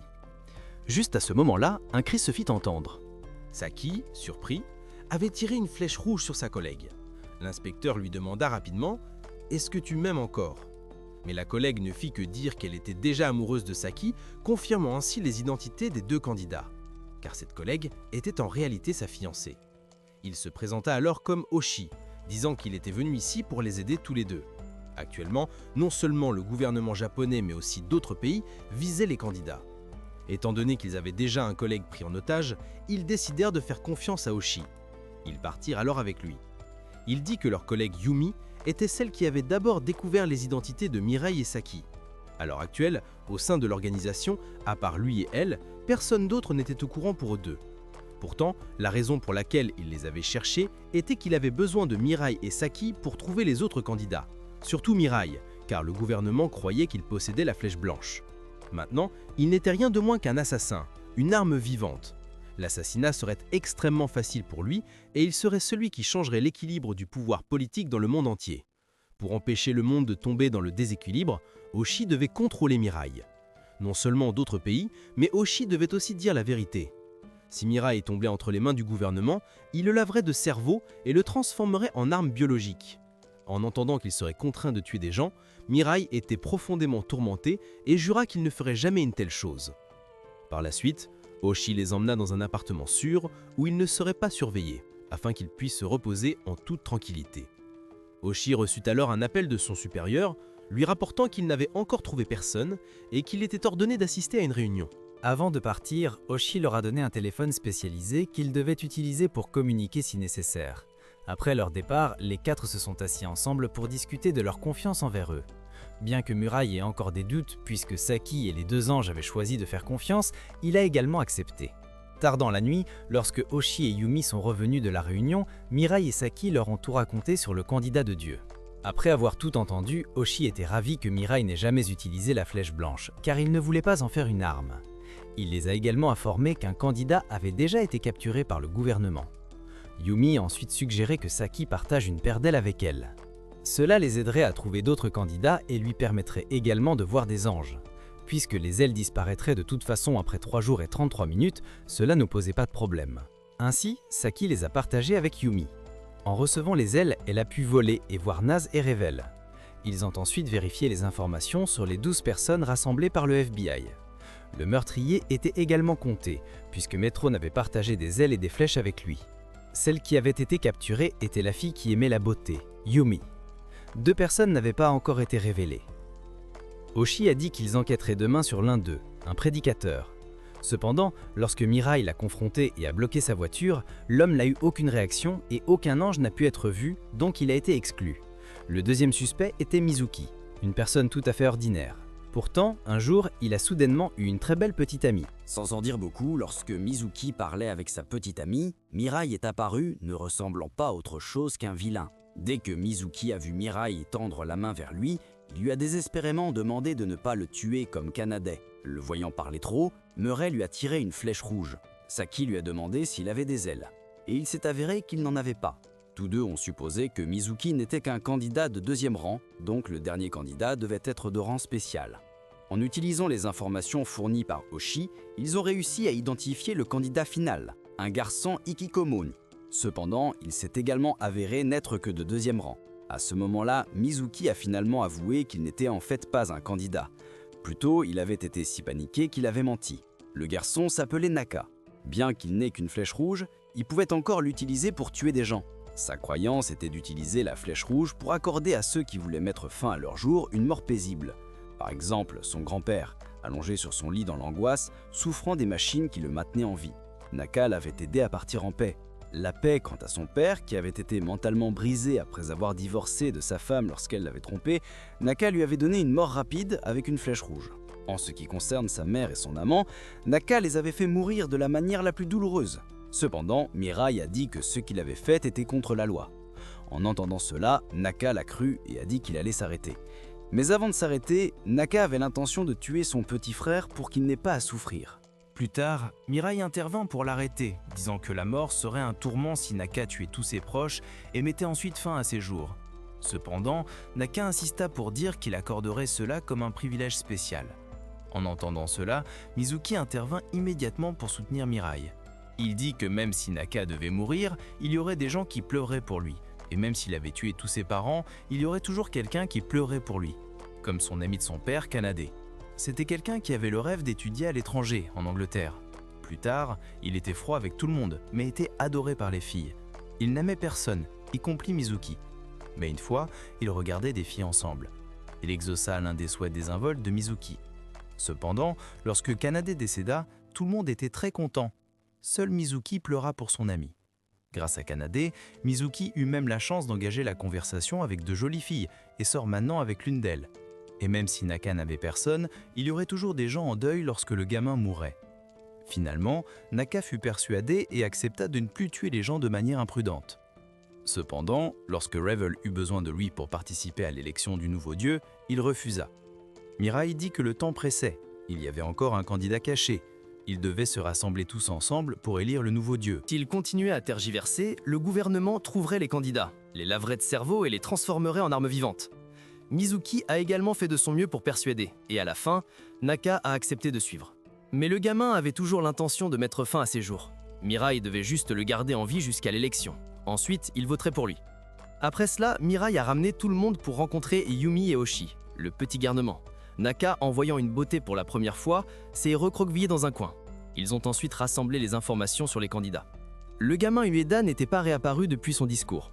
La fille Yuri était sous protection spéciale. Naka était déjà là. Il ne restait donc qu'un seul candidat de rang spécial à apparaître. Il devait trouver le dernier et ensuite organiser l'élection selon le plan de Yuido.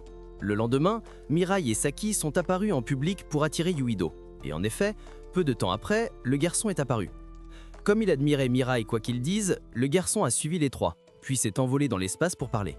Mirai a révélé son visage pour gagner en crédibilité. Ensuite, Mirai a parlé de coopérer pour trouver le candidat restant et organiser l'élection ensemble. Yuido a également accepté d'écouter. Mirai lui a donné un téléphone pour un contact pratique. Avec l'affaire de Yuido réglée, c'était au tour de Yuri. Les 5 anges se sont alors rendus auprès d'elle et lui ont parlé du plan d'élection. Si elle était d'accord, il l'aiderait à s'échapper. Dehors, le groupe de Mirai attendait déjà. Puis, à travers les caméras de surveillance, Yuri s'est effondré.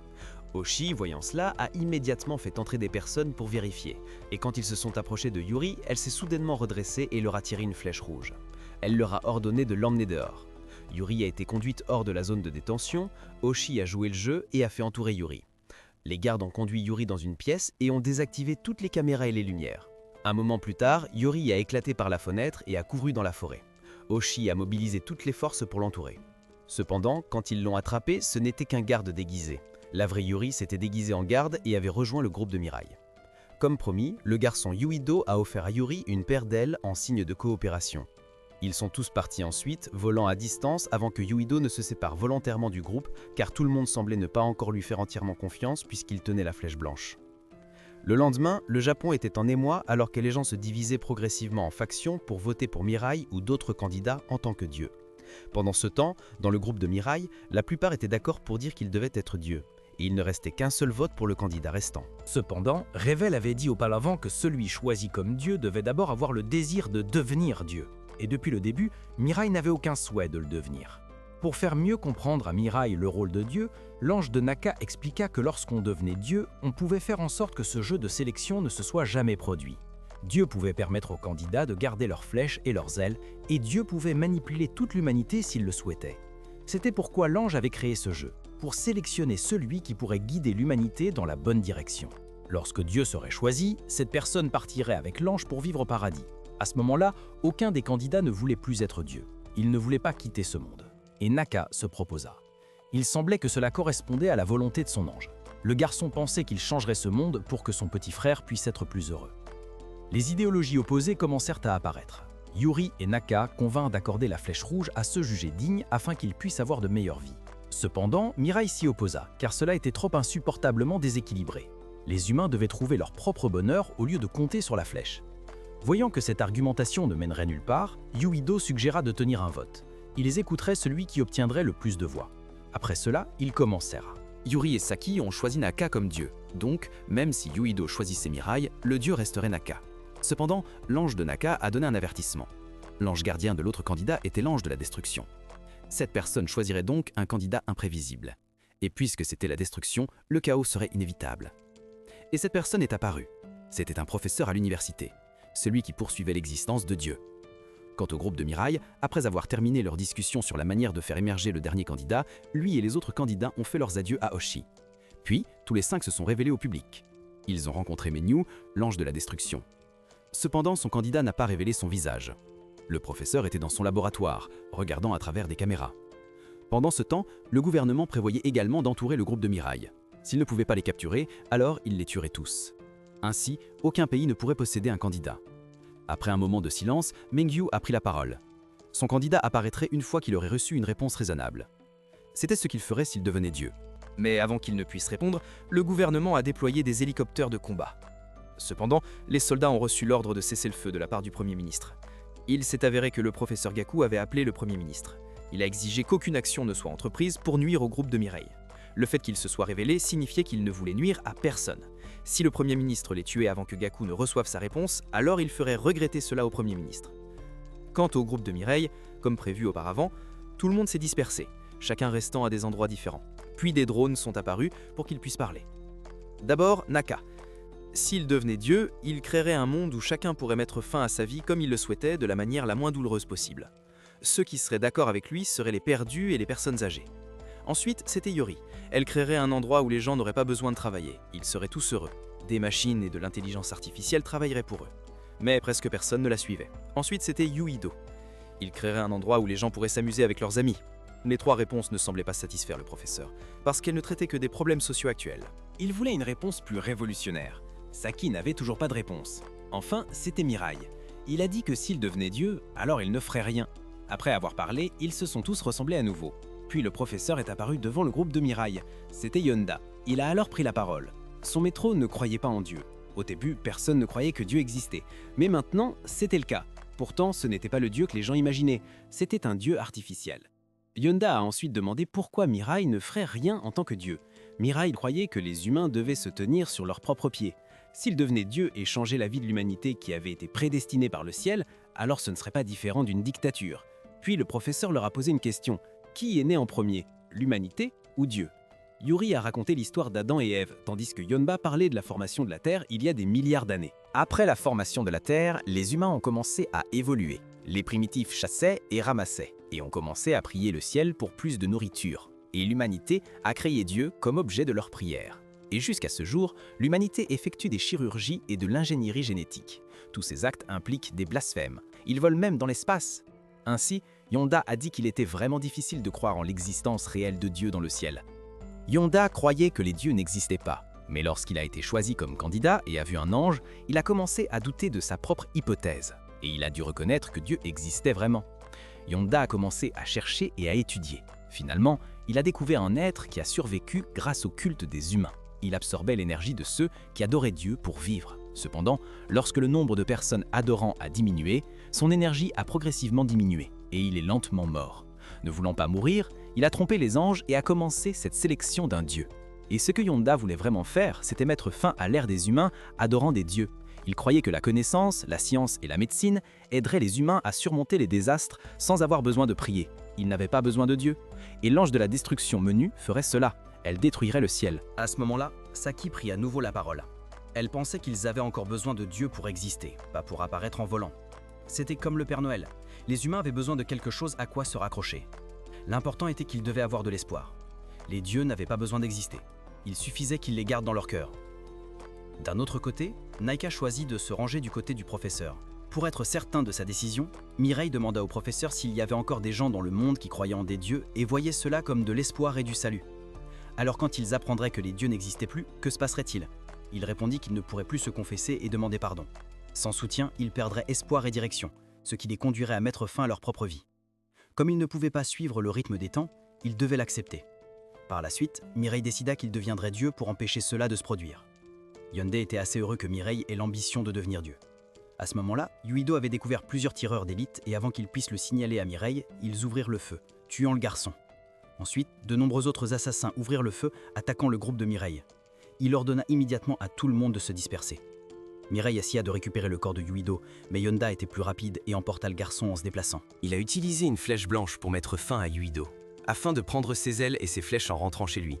Juste au moment où tout le monde ne savait pas quoi faire, Yonda a appelé Mirai et lui a informé que Yuido était mort, disant qu'il mettrait les négociations en pause jusqu'à ce que le monde lui donne une réponse à ce sujet. Puis il a raccroché. Par la suite, le professeur a dit à Nateu qu'il viendrait un moment où il devrait le tuer avec une flèche blanche, et vice-versa. Il lui remettrait la flèche blanche et Nateu lui tuerait. Après avoir dit cela, il a tiré une flèche rouge sur le garçon. Pendant que le groupe de Mirai discutait de la possibilité que Mirai devienne dieu, Yuri était toujours d'accord s'il lui permettait de garder la flèche rouge. Seule Saki était encore incertaine, car elle ne voulait pas qu'il parte. Mettant cela de côté pour l'instant, il devait également confirmer qui avait envoyé les assassins pour les tuer. Il soupçonnait Oshi ou Yumi.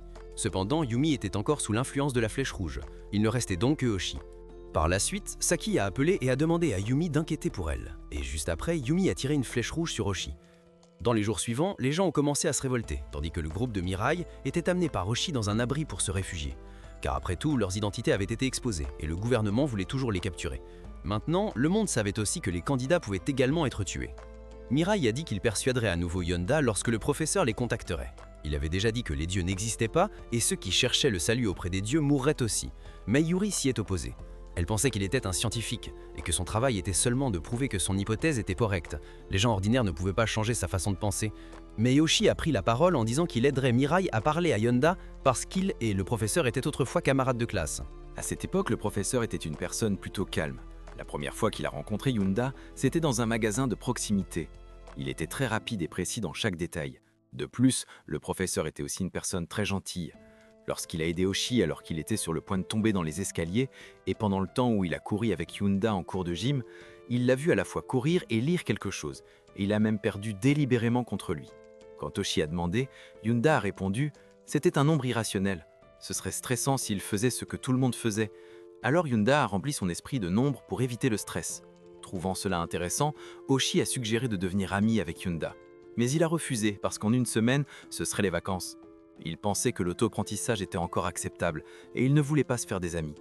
Le seul moment qui rendait Yonda heureux était de pouvoir rechercher et créer par lui-même. Mais parce qu'il était né humain, il ferait ce qu'il pouvait pour aider ce monde. Plus tard, le professeur est devenu la personne la plus jeune à remporter 2 prix Nobel, un en littérature et un en physique.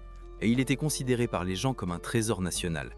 Cependant, Yonda ne voulait pas se démarquer car il craignait d'offenser les autres, et il pourrait utiliser cela comme excuse pour lui parler. Du côté de Yonda, il a expliqué la raison pour laquelle il était devenu candidat à la divinité. À ce moment-là, il avait volontairement choisi de mourir parce qu'il voulait voir où les humains iraient après la mort. Mais son désir de vivre était plus fort, donc il ne pouvait pas le faire. C'est pourquoi il est devenu candidat pour le nouveau dieu. Car de cette façon, il pourrait découvrir ce qui arrive aux humains après leur mort et où ils vont. Il a dit qu'il y avait actuellement 2 façons d'empêcher les candidats de devenir le nouveau dieu. La première était d'utiliser une flèche blanche. Il a ensuite pointé la flèche blanche vers Nassé. Mais il a fait cela uniquement pour forcer l'ange de Nassé, Ogaro, à révéler des informations sur qui était l'ange spécial. Finalement, Ogaro a accepté de parler à condition que Yonda donne à Nassé une flèche blanche.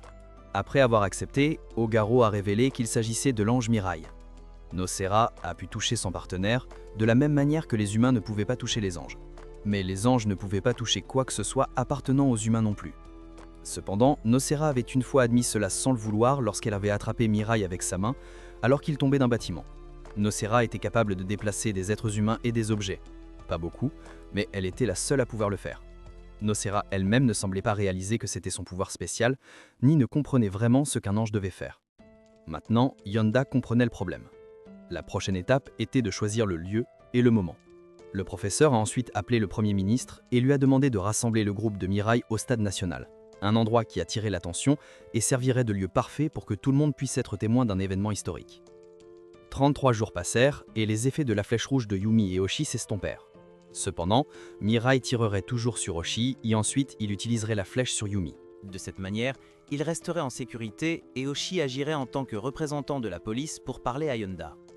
Quant au professeur, après un mois sans nouvelles du Premier ministre, il se rendit directement à la Maison Blanche, lui tira une flèche et lui ordonna d'utiliser la flèche rouge sur les hauts fonctionnaires pour rendre les demandes de commandement plus pratiques. Par la suite, le Premier ministre a parlé à la télévision et annonça au groupe de Mirai que le lieu de la discussion serait le stade national prévu pour 13 h le 10 octobre. Puis vint le discours de Yonda. Après avoir entendu les opinions de personnes du monde entier, la majorité s'accorda à dire qu'il n'avait pas besoin d'un dieu. Il avertit même les autres nations de cesser leurs assassinats, car s'ils continuaient, la dernière personne survivante deviendrait Dieu. Il voulait simplement que tout soit résolu par cette discussion. Après avoir dit cela, il mit fin à la diffusion. Nas confirma que ce que le professeur avait dit était vrai. Cependant, Yuri se leva pour s'opposer à la rencontre avec Yonda. Elle ne voulait pas que quelqu'un devienne Dieu juste pour qu'elle puisse garder la flèche rouge. Mais plutôt, si personne ne devenait dieu, il ne pouvait pas traiter cette sélection comme si elle n'avait jamais eu lieu. Dans ce cas, à part Yonda, aucun des autres candidats ne trouverait le bonheur. Yuri croyait que le meilleur moyen était de tuer Yonda. Saki intervint, disant que s'il faisait cela, il ne serait pas différent de Kanade. Mais le lendemain, en attendant l'événement, Yonda et Nase réalisèrent une expérience qui finit par tuer de nombreuses personnes. Actuellement, le nombre de personnes croyant en Dieu diminuait. Quoi qu'il en soit, lors du prochain débat, Mirai pourrait très probablement devenir Dieu, et il n'avait pas l'intention d'abandonner. En entendant cela, Saki voulut lui parler en privé. Pendant ce temps, Mizuki parla à sa petite amie de la sélection, et elle était très inquiète car elle ne savait pas si, une fois le monde changé, elle pourrait encore le revoir. Mizuki la rassure en disant que peu importe qui deviendrait Dieu, Yonda les soutiendrait toujours. À ce moment-là, une étoile filante passa, et les deux firent un vœu ensemble. Quant à Mirai et Saki, ils volèrent vers un sanctuaire, l'endroit où il avait d'abord gagné ses ailes. 6 mois s'étaient écoulés, et tant de choses avaient changé, tant en eux que dans le monde. Enfin, Saki avoua ses sentiments. Elle aimait Mirai. En réponse, il se contenta de dire merci. Il était heureux que tous deux aient survécu jusqu'à présent. Peu après, le jour du débat arriva. Des journalistes attendaient à l'extérieur, tandis que Yonda et Nasa se tenaient à l'intérieur, entourés de drones volant partout pour diffuser l'événement en direct. Peu après, le groupe de Mirai arriva également, avec Oshi et Yumi qui le suivaient. Yonda se souvenait encore d'Oshi, car c'était le seul qui lui avait jamais parlé. Oshi commença en disant que pendant le lycée, Yonda évitait toujours d'interagir avec les autres. Mais il était tout de même gentil avec eux, car il ne voulait pas les rendre tristes. Il ne comprenait pas pourquoi quelqu'un comme ça abandonnerait ceux qui avaient besoin de Dieu. Yonda répondit que Oshi avait mal compris quelque chose. Il n'était pas gentil avec tout le monde. Il essayait simplement d'interagir avec eux le moins possible pour éviter d'être impliqué. Oshi demanda alors pourquoi elle choisissait maintenant de s'impliquer avec tout le monde dans le monde. Yonda dit qu'il avait souhaité de nombreuses fois ne jamais avoir gagné le prix Nobel. Car depuis lors, toutes sortes de personnes étaient venues à lui. Et en conséquence, il est tombé dans la dépression au point de vouloir mettre fin à ses jours. Mais les humains sont des êtres mystérieux. Lorsqu'ils abandonnent une chose, ils en gagnent une autre. En renonçant aux relations humaines, Yonda avait surmonté sa peur des gens. Ne craignez personne, ne laissez pas les autres vous contrôler. L'avenir de l'humanité avait déjà été déterminé dès le départ. Les humains devraient réfléchir à ce qu'il faut faire avec ces données. Ils seront heureux si nous le réalisons avant la mort. Aujourd'hui, il se tenait ici pour s'assurer qu'aucun candidat Dieu ne deviendrait un faux Dieu. Et pour cela, il tuerait les 3 personnes devant lui. Le moyen le plus sûr d'empêcher un être de naître est que tous les candidats Dieu doivent mourir. Par conséquent, 3 des 5 candidats doivent mourir immédiatement, et les 2 restants doivent utiliser les flèches blanches pour s'entretuer. Il semblait que la décision de Yonda avait déjà été intégrée dans les calculs de Mirai.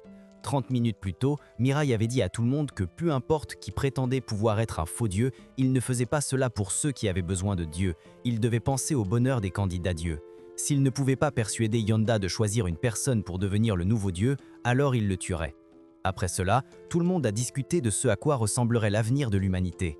Et il semblait que l'ange de Yonda lui avait menti sur la destruction de la Terre après 199 jours de la sélection si aucun nouveau Dieu n'était choisi. Lorsque le temps de discussion prit fin, Yonda s'avança et demanda à Mirai s'il voulait vraiment devenir le nouveau Dieu. Voyant le regard déterminé sur le visage de Mirai, il souhaitait lui parler en privé. Oshi demanda également la permission d'écouter, disant qu'il se contenterait d'écouter sans intervenir. Puis les autres partirent, et dans le stade, seules 3 personnes restèrent. Yonda commença par la question « Mirai voulait-il toujours devenir Dieu ?» Mirai choisit encore « Oui, personne ne voudrait mettre fin à sa vie simplement parce qu'il voulait devenir Dieu. Mais s'il ne le faisait pas, certaines personnes perdraient leur direction et ne pourraient plus continuer à vivre. L'objectif de Mirai était toujours de permettre au plus grand nombre de personnes possible de trouver le bonheur. » Yonda rétorqua qu'en fin de compte, le bonheur n'était qu'un type de contraste, obtenu en voyant et en comparant les autres qui ne sont pas heureux.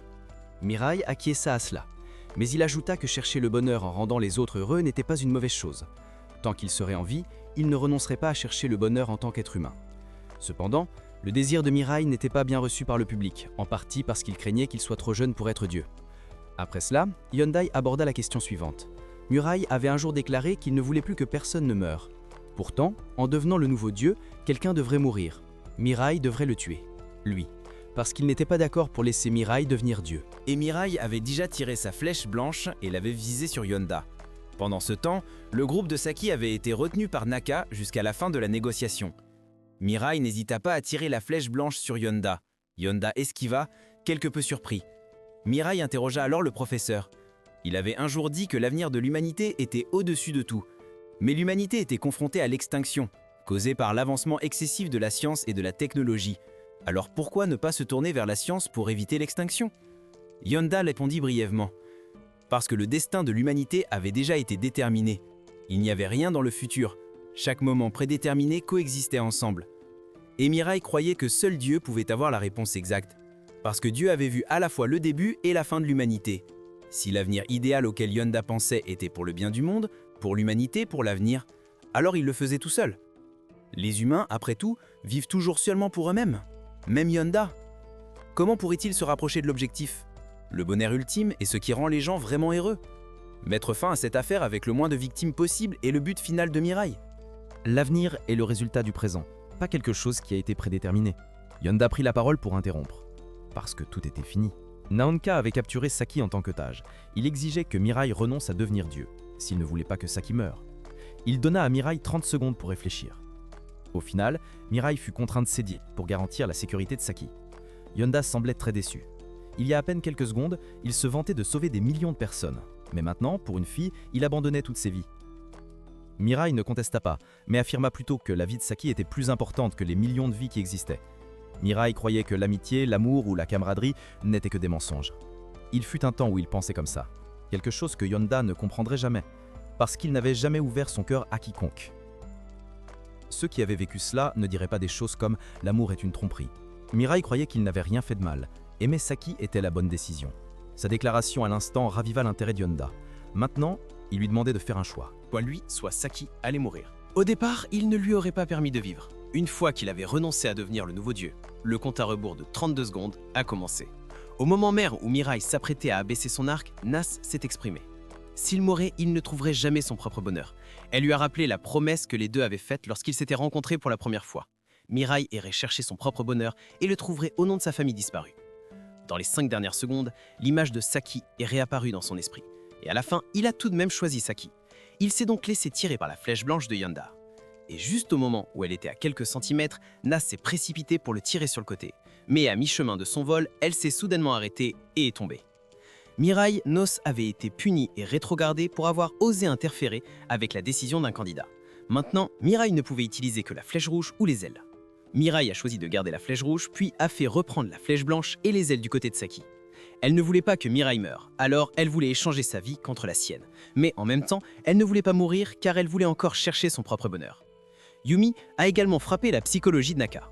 Le garçon avait tué de nombreuses personnes, mais ce n'étaient que des personnes qui voulaient mourir. Et il n'avait jamais tué quelqu'un qui avait la volonté de vivre. Et même s'il avait été frappé par la flèche rouge, le garçon avait toujours sa propre volonté. Naka valorisait la vie de chacun plus que la sienne. Ainsi, tuer quelqu'un qui voulait vivre allait à l'encontre de sa volonté. Ces mots résonnèrent profondément dans l'esprit de Naka. Quant à Nafs, bien que rétrogradée, elle exhortait encore Miren à ne pas mourir ici. Cependant, il craignait davantage de voir Saki mourir. Cela le rendrait malheureux. Il dit alors à Oshi de le laisser tomber pour que Yonda puisse le tuer. Yonda tira alors la flèche blanche sur lui. Avant de mourir, il s'excusa auprès de ses parents et de Saki. À ce moment précis, Saki se précipita pour le sauver. Tout le monde revint avec Naka. Le garçon s'excusa auprès du professeur car il ne pouvait pas permettre aux autres de s'entretuer, et la manière du professeur de s'assurer que personne ne deviendrait le nouveau dieu était de les faire s'entretuer. Il semblait que le professeur avait prévu cela, donc il voulait récupérer la flèche blanche. Naka hésita encore. Juste à ce moment-là, Yuri par derrière prit la flèche blanche de Naka et tira sur Yonda pensant qu'il allait mourir. Mais non, Naf sauva encore une fois sa vie. Tout le monde était choqué et pensait qu'elle serait rétrogradée à nouveau. Cependant, Nos a été plutôt promu à nouveau car ce n'était pas son propre candidat, donc cela n'était pas considéré comme une violation des règles. La raison expliquée par Nos était que Mirai ne voudrait plus que quelqu'un d'autre meure. Elle lui a rendu la flèche blanche et les ailes, mais il a encore une fois refusé. Un autre ange a sauvé Yondan de la porte de la mort. Il a demandé pourquoi Naseil avait choisi la trahison. Le garçon pensait toujours que ce qu'il avait fait était juste. Il a dit que ce n'était qu'une pensée et une idée. Leur vie devait être décidée par eux-mêmes, et chaque décision qu'ils prenaient déterminerait la valeur de leur vie. Et il ne voulait pas décider de la mort de quiconque pour satisfaire son désir égoïste. Le professeur a dit qu'il n'était pas un génie, il n'était qu'un imbécile. Le soi-disant génie que les gens l'appelaient n'était que le résultat de ses réalisations. Il était vraiment insensé de penser que quelqu'un pouvait accomplir quelque chose et ensuite de les critiquer pendant qu'il s'efforçait de l'atteindre. Yuri a dit qu'il était hypocrite. Cependant, n'essaye où les gens ne le voyaient pas comme un imbécile. Il avait créé de nombreuses choses et reçu de nombreux prix Nobel, grands et petits. Il criait les deux mots génie pour rappeler Yundan. Le professeur a admis que Hoshi avait raison. Parce qu'il évitait d'interagir avec la société, il ne pouvait pas comprendre les sentiments des autres. Pas d'amis, pas d'amour, un fou et un lâche. Il considérait les anges comme des démons. Moni continuait à lui murmurer à l'oreille qu'il pouvait révéler la vérité sur cette sélection et découvrir la vérité. Mais il ne semblait pas ainsi. Il voulait seulement que l'humanité sache que Dieu n'existe pas. Après avoir dit cela, il s'en alla. Cependant, Mirai prit la parole pour le conseiller. Les humains peuvent trouver le bonheur à travers les autres. Il a dit qu'il le faisait pour lui-même, mais en réalité c'était pour l'humanité. Après avoir entendu que le professeur avait l'intention de mettre fin à ses jours pour que Mirai devienne le nouveau dieu, il avait essayé d'atteindre la vérité en tuant tous les candidats. Il était trop fatigué. À ce moment-là, Naka prit la parole, disant qu'il deviendrait dieu afin de tout faire pour lui dire la vérité. Tout le monde avait déjà convenu que le garçon deviendrait le nouveau dieu avant de venir ici. Cependant, Dieu ne peut pas communiquer avec les humains et ils ne reviendront jamais ici. Mais Naka décida fermement de devenir le nouveau dieu. Il s'avança alors et, avec le consentement des candidats, Naka devint officiellement le nouveau dieu. Il partit avec les anges et l'espace sembla s'arrêter. Naka effacerait tous les souvenirs du jeu à travers le monde, sauf pour les candidats. Après avoir terminé, Naka s'est fusionné avec l'ancien dieu et est devenu le nouveau dieu. Puis il est parti. Tout s'est bien passé et tout le monde est rentré ensemble. Peut-être que c'était le cas. Alors qu'il était au paradis, Naka ressentait l'être que le professeur avait mentionné en lui. Les anges ont dit qu'il faudrait un certain temps pour que les deux fusionnent en un seul. Il a ensuite parlé avec l'ancien dieu en lui. Il a demandé au professeur si Dieu était venu en premier ou si les humains étaient venus en premier. Cependant, l'ancien dieu a dit que c'était Dieu qui avait créé les humains, et quelque chose avait créé Dieu en premier avant que Dieu ne crée les humains. Naka devait trouver la vérité pour la rapporter au professeur. Pendant ce temps sur Terre, la vie continuait de tourner. Yuri était revenu pour devenir l'assistant du professeur, et il continuait à rechercher la flèche rouge que Naka avait laissée derrière lui. Pendant ce temps, Murai et Sabuki avaient prévu de se marier dans un avenir proche et d'ouvrir une fleuristerie, bien qu'ils ne soient pas encore sortis ensemble. De nombreuses années plus tard, Mari s'est présentée aux parents de Sabuki. Les deux ont commencé à vivre ensemble. Leur vie était en effet heureuse. Puis, de nombreuses années plus tard, ils se sont mariés. Naka continuait de chercher la réponse tout en observant les vies des anciens candidats. Le rêve d'ouvrir une boutique de fleurs de Mirai et de sa femme était devenu réalité. Un jour dans le royaume céleste équivalait à 6 ans dans le royaume terrestre. Nako est allé voir le professeur. Il était encore en train de rechercher la flèche rouge. Dehors, on entendait la voix forte de Yuri. Il avait reçu un colis. C'était une fleur envoyée par Mirai. Yuri ne s'y attendait pas. Il avait aussi un ami. Le professeur a répondu que ce n'était pas un ami mais un camarade. Bien qu'il ressentît dans son cœur du ressentiment envers Mirai pour avoir gaspillé son temps, son visage souriait toujours. La vie des autres s'améliorait également progressivement. Hoshi avait été promu directeur. Le frère cadet de Naka avait un emploi dans une ferme. La vie de tout le monde était encore heureuse. Cependant, lorsque Naka a cherché ceux qui ne voulaient pas vivre, ils étaient innombrables, ce qui l'a profondément choqué. Même sans Dieu, les humains voulaient toujours mourir. Naka a commencé à se sentir ébranlé et à douter de ses idéaux. Beaucoup de gens vivaient trop haut pour pouvoir regarder en bas vers les misérables. Pendant que les misérables luttaient pour survivre, certains abusaient du pouvoir, d'autres faisaient du mal aux autres jusqu'à la mort. Et puis, il y avait des millions de personnes suppliant Dieu. Naka était bouleversé, demandant ce que l'ancien Dieu avait fait. L'ancien Dieu répondit qu'il se contentait de regarder. La responsabilité de Dieu était de créer la vie sur Terre. La vie s'était progressivement multipliée sans qu'il ait besoin d'intervenir, donc il ne faisait rien. Naka devait simplement laisser tout continuer à tourner. Cependant, Naka doutait de laisser les humains vivre et mourir par eux-mêmes. Il commença à penser que s'ils mouraient, cela pourrait nuire au ciel. Mais la flèche rouge qu'il avait donnée au professeur avait disparu. Cela ferait comprendre au professeur que Dieu était mort. Et lorsque son ange gardien ne faisait pas attention, Naka utilisa la flèche blanche pour se transpercer. Les anges disparurent un par un. Quand il n'y avait plus de Dieu, Naz félicita Muni d'avoir réussi à détruire le ciel. Et elle aussi disparut dans le royaume terrestre. La flèche rouge s'évapora, suivie des enfants. Puis progressivement, les adultes autour n'étaient plus que des vêtements flottants. Sachant cela, c'était la décision de Naka. Mri dit au revoir à Saki. Il était très heureux de mourir avec elle. Alors que le professeur était encore perplexe, il réalisa que son hypothèse était fausse. Si Dieu pouvait effacer toute vie, les anges, le ciel, même les êtres vivants en tant qu'arme de destruction humaine, alors le but de Dieu était d'anéantir toute vie. Avec ces mots, il disparut aussi. La Terre commença à revenir à l'âge primitif où il n'y avait plus d'humains. Abandonnant cette planète, la vie pouvait être détruite, et le reste ne naîtrait pas là. L'anime se termine ici. Au revoir.